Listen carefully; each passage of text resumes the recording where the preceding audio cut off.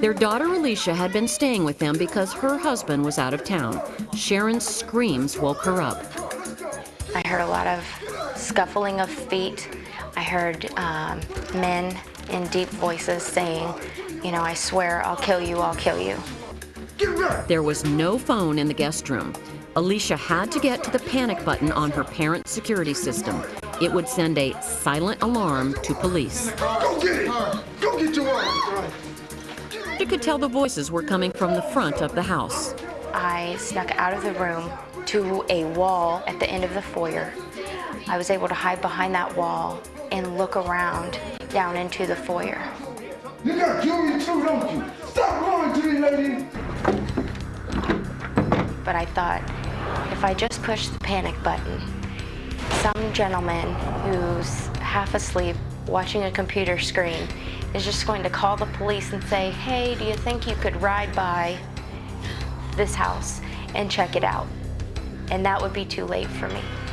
I wanted help now. So I then pushed panic emergency fire. And then I stood back against the wall, waiting. It worked. At the alarm company, an operator knew there was trouble and immediately dispatched police officers to the house. But Alicia had not anticipated what happened next. I thought, oh dear God, they're calling to see if we want to say our password. I thought, well, if no one answers the phone, they're going to think we're not home. At that point, I made the decision that I was going to have to give up my hiding spot. I had to get to that phone. I opened the door.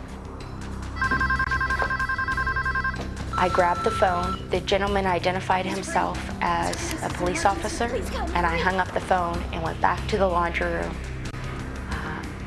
to wait. At that point, I was scared because they now knew that I was up.